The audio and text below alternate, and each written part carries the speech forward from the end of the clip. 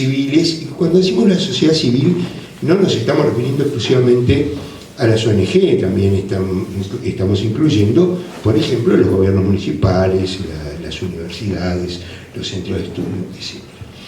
Y por eso, en la modificación que se realiza en el 2004 al artículo 47 de la Constitución, no se establece exclusivamente que el agua es un derecho humano fundamental y que las concesiones debían decaer y que esto debía ser administrado por el Estado, sino que también se establece la gestión de las cuencas hídricas y la obligatoriedad de cogestionar, digamos, de alguna forma, el Estado junto con la sociedad civil.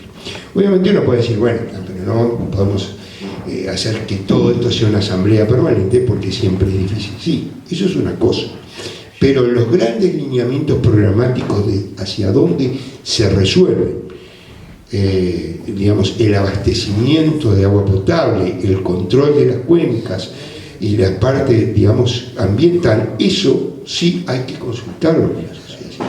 Y en un proyecto que es tal vez el proyecto más grande de la historia en materia de agua, por su valor económico, pero también por su impacto ambiental, era a todas luces imprescindible consultar previamente cualquier proyecto con la sociedad civil. En lo que tiene que ver con el proyecto, yo supongo que Danilo ya los informó claramente sobre las situaciones. No sé si les habló de cuando los primeros proyectos que vienen desde el año 60, digamos. O sea que esto no es un proyecto nuevo. Esto no es un proyecto nuevo. Esto es un proyecto que cada tanto revivía y que particularmente revivió porque quien estaba hasta hace poco como gerente general de OCE, que era el ingeniero Castagnino, había estado durante 10 años y había intentado hacer lo que se llamaba el proyecto Arasatí, que después cambió a proyecto Neptuno, pero que era exactamente el mismo.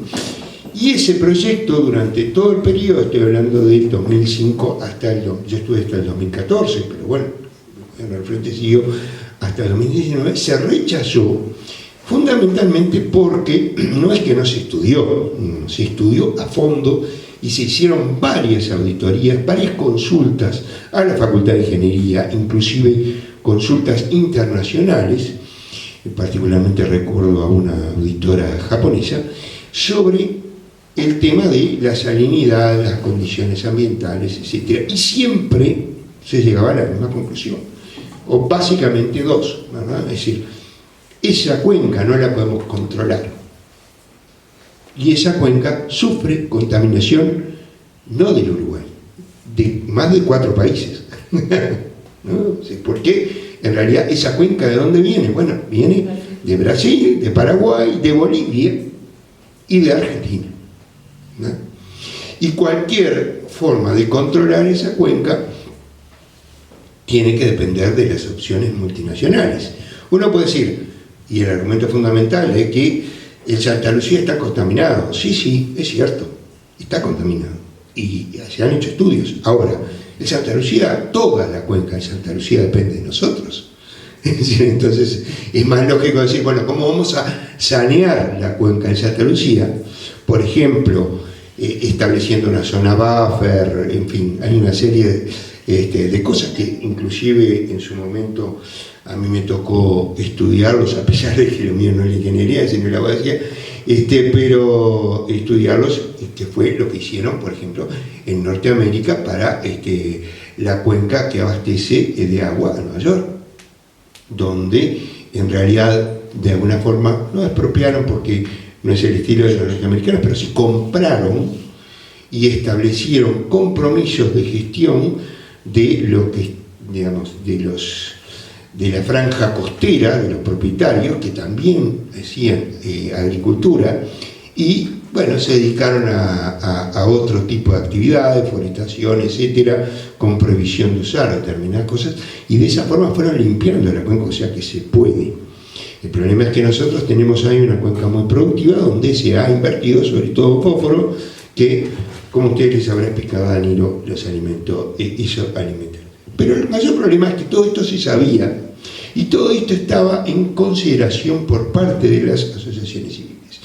Y hasta el año 2019 funcionaban las comisiones de Cuenca, y además permanentemente se estuvieron consultando todas las actividades con las comisiones de Cuenca. Pero, en realidad, a partir de esa fecha, cuando se vuelve a plantear el proyecto, ahora llamado Neptuno, en el mismo lugar, que era Arasatí, digamos, no solo se desconocen los estudios anteriores que demostraban la inhabilidad desde el punto de vista de la salinidad y otros aspectos, sino que además no se consulta a la sociedad civil. No se consulta para nada. Cuando la sociedad civil exige la consulta, es decir, y después de que ya el proyecto está prácticamente elaborado, la gerencia va a reunirse en las comisiones de Cuenca y dicen, bueno, esto es así, así, así. Bueno, pero ¿cómo se puede cambiar? ¿Cómo podemos manejar esto? ¿Qué otras opciones hay? No, no hay opciones, esto ya está cerrado. En realidad vine a informarles. Y esto está en actas, Es decir, yo, si alguien tiene la consulta, se las puedo conseguir, además, son las comisiones pero efectivamente esto está en actas. O sea que tenemos un primer elemento de inconstitucionalidad que es, voy a sacarle eso, un primer elemento de inconstitucionalidad que es la violación de la participación de la sociedad civil que está establecida en la Constitución en todos los proyectos de gestión de agua. Y en particular, la redacción que se le dio al artículo 47 dice en la gestión, ¿no? Porque en términos de las leyes que regulan, por ejemplo, el ambiente, que establecen, por ejemplo, categorías, digamos, A, B y C de riesgo de contaminación, hay obligación de consultar a la sociedad civil.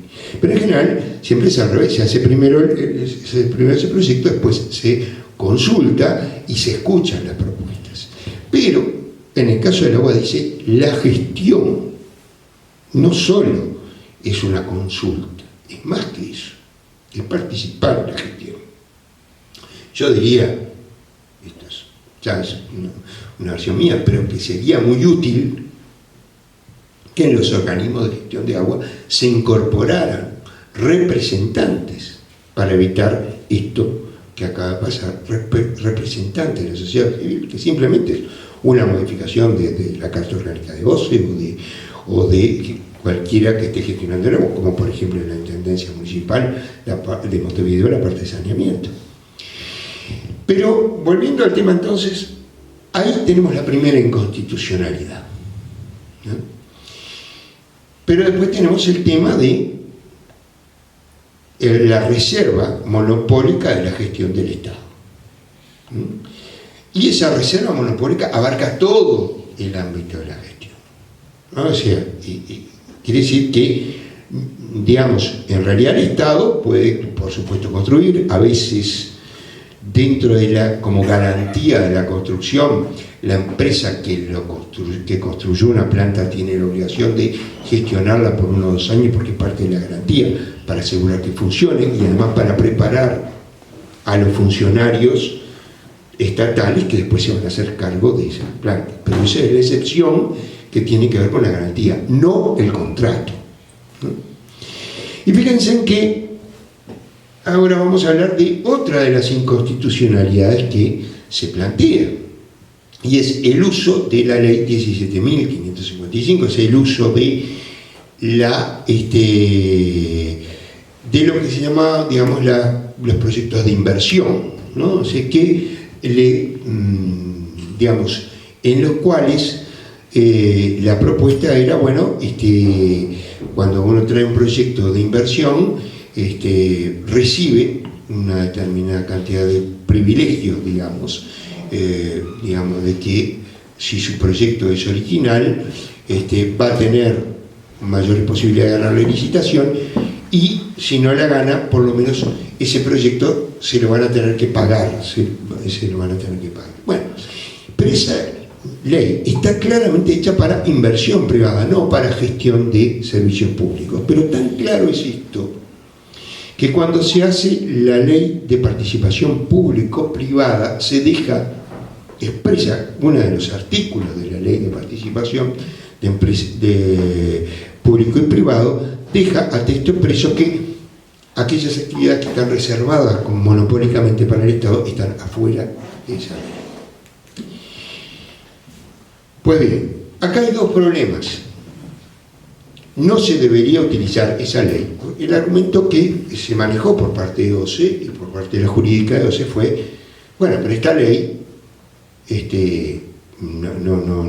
no exonera, no dice nada, 17.555. Por supuesto que no lo podía decir, porque esa ley es anterior a la reforma constitucional.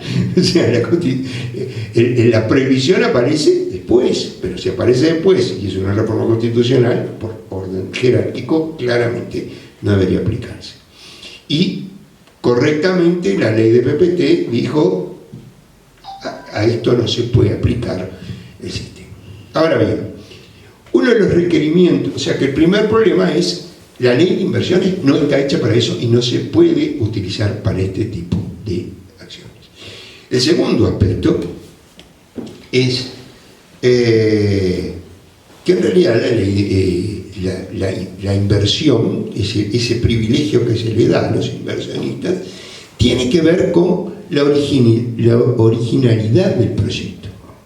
Tengo que presentar un proyecto original, o sea, algo novedoso, para poder, no solo es lo que se puede invertir, porque yo voy a invertir o no según gane la licitación, pero el proyecto sí tiene que ser original. Acá no hay ninguna originalidad.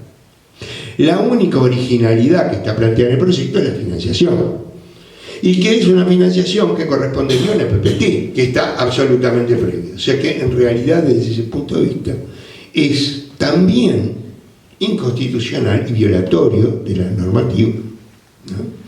O sea que sí. Perdón, no entendí eso, esa sigla que dijo. Sí. La PPT es la participación pública y privada. Participación pública y privada. Que esa es, en realidad, ¿cuál es la idea? Y por eso, esto es una mezcla de dos leyes que no tienen nada que ver. Es decir, el proyecto en realidad convierte al sistema de Neptuno en una PPP. ¿Por qué? Porque la idea de las PPP, ¿por qué se hacen las PPP? Bueno, esto surgió hace unos 5 o 6 años, perdón, ya estoy perdido, 6 ya como 8. uno anda, parece que el tiempo no pasa. Hace bastante más, pero ¿cuál es la idea de una PPP? Es que en realidad financien los privados y eso no caiga en la deuda general del Estado. Es decir, va a caer en algún momento, pero recién después que se termina la obra, ¿no? Y entonces, bueno, eso implica que no va a tener incidencia ni en el riesgo país, ni en los fondos crediticios, etc., por lo menos durante un buen tiempo, mientras la obra no se termina. Y sirve para lograr, digamos, que vengan inversiones a realizar obras que son importantes para el Estado, que se usaron, por ejemplo, para hacer algunas de las cárceles, sobre todo la cárcel nueva de Punta Rieles y la que se usó para el ferrocarril central, ¿no? Pero tiene una función específica, digamos, ¿no? Y en este sentido no se está, justamente no podían hacer eso. Entonces, ¿cuál es la idea? Bueno, los privados invierten, pero por supuesto que la idea de los privados es la que también gestionaban. Lo que pasa es que después tuvieron que cambiar el proyecto porque era tan groseramente inconstitucional que era imposible. Pero había una parte que no la podían cambiar, y es que quien toma el agua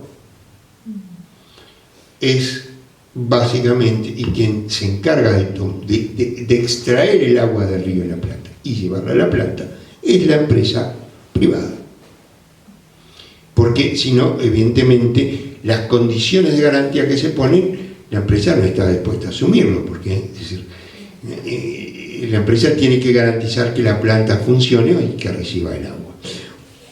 Sobre todo ese otro engendro que es el polder, que supongo que Danilo les habrá hablado del polder, Yo digo que es un engendro, porque con mis pocos conocimientos de ingeniería, pero con mi experiencia no sé, digo, en primer lugar, estás quitando tierra cultivable para hacer una laguna artificial. El problema es que una laguna artificial, para quien tuvo que gestionar alguna vez el tema del agua, es un problema, porque el agua quieta en una zona agrícola va a generar evidentemente el problema de las algas. Por lo tanto, el día que se tenga que usar esa reserva de agua dulce, seguramente va a estar estancada, es muy difícil mantenerla limpia sin usarla. Lo que racionalmente se plantea con esto, pero a ver, vamos a poner una planta en un lugar que tenemos que buscar una solución para la salinidad para cuando la haya. Es una locura, cuando en realidad podemos tomar agua directamente de los ríos que tienen agua, ¿no? Este es uno de los temas que se ha planteado en práctica. Son los temas que también tienen que ver con esto, es decir, el problema de la salinidad ya lo habrá planteado Danilo, pero tiene que ver con el tema ambiental, y es, en realidad, se dice, bueno, puede haber 80 días, 90 días, 114 días. Vamos a suponer que son 90 días, un poco menos de una tercera. Un poco menos de la tercera parte del tiempo. Ahora, no hay que ser un genio para darse cuenta cuándo es que esa planta de producción se podría necesitar. En verano. Bueno, ¿por qué?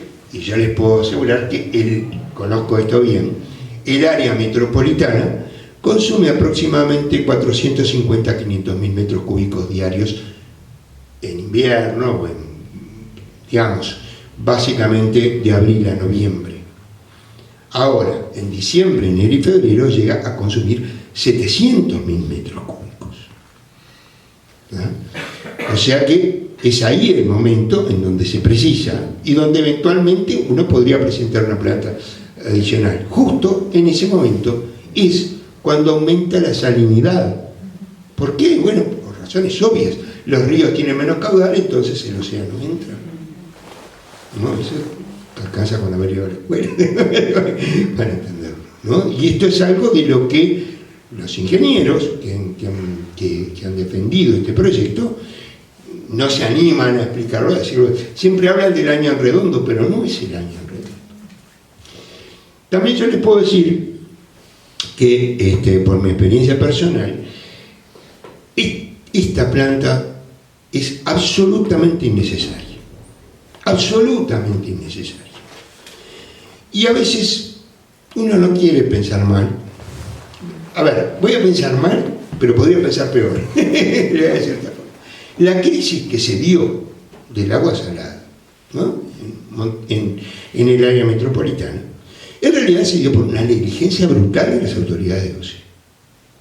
Y quiero decir que yo tenía una buena relación personal con el presidente de OCE. Yo lo conocí, que era un ingeniero encargado de Trinidad y de Durazno.